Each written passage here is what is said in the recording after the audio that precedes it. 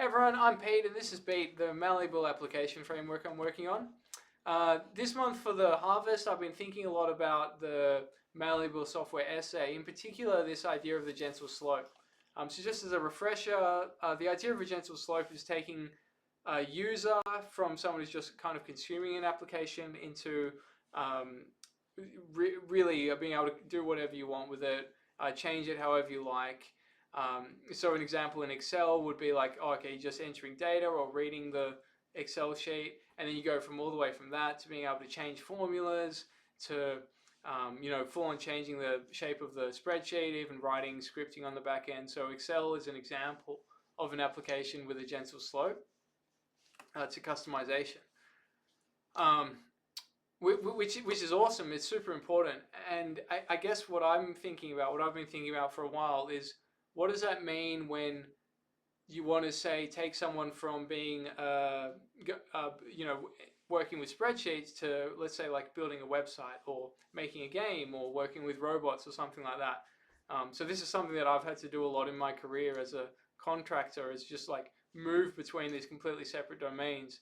And while some of these domains have a gentle slope in their own space, as soon as you go from one to another, you're kind of starting over again. So the analogy that I'm using in the blog post is I'm calling them lonely mountains, right? So it's like kind of this idea, just to visualize it, is like, let's say you're walking up this mountain of like pretty gentle slope to making a game. You like, let's say you start with some block-based coding in Godot, and then you go to, like, I don't know, working with the editor directly. Then you go to back-end scripting, something like that, and bang, you're making a game. So it's like, okay, pretty gentle slope. But what happens when now you want to build a website for the game? Well, now you've got to go all the way back down and find this new gentle slope, start walking up that one. Um, and let's say you want to get into robots, then suddenly you're back down again. You're finding another slope to climb up. So they're each individual domain is gentle, but they're separated. So the analogy that I'm sort of drawing upon is in my hometown in Wollongong. We don't really have mountains. We have like an escarpment, right? So from down here, we're kind of in town. We're looking up at this like a single unbroken line that you sort of walk up, right? So the idea is it's still you could say like you're still walking up this gentle slope, but once you get up to the top, you're up at the top. You're at a plateau. You can go wherever you want freely. You're not kind of stranded at the top of this mountain peak. You're sort of able to move freely between domains. It's sort of like got this horizontal connectivity. So yeah, so that's the kind of the idea I've been playing with a bit in my blog post. And I go a bit into in particular how game engines are really well suited to this. Just as as an off the cuff sort of idea, like in a lot of games you have like networking, you have 3D graphics, you got UI, you got like physics, you got all these very disparate sort of areas that somehow need to come together and be cohesive. And so game engines tend to be quite well suited to cross-domain sort of applications or multi-domain applications.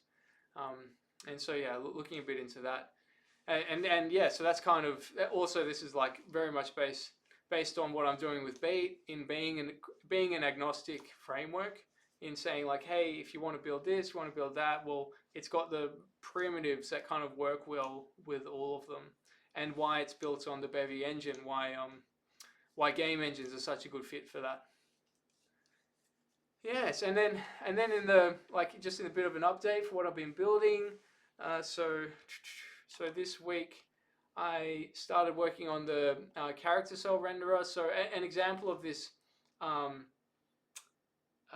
this malleability, or this kind of like maybe suiting the user wherever they want to be, is let's say you want to build like a documentation website, then maybe that would live.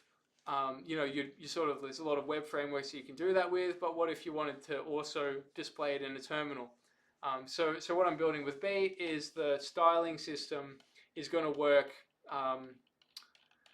the idea is equally well for the web, for terminals, also of course for native Bevy rendered apps as well. So it's like a sort of a unified styling API. It's kind of going to suit them all. So yeah, just playing with like this. It's kind of like a bit like a subset of CSS, the good parts. um, yeah, so that's what I've been up to. And yeah, that's about it for this month.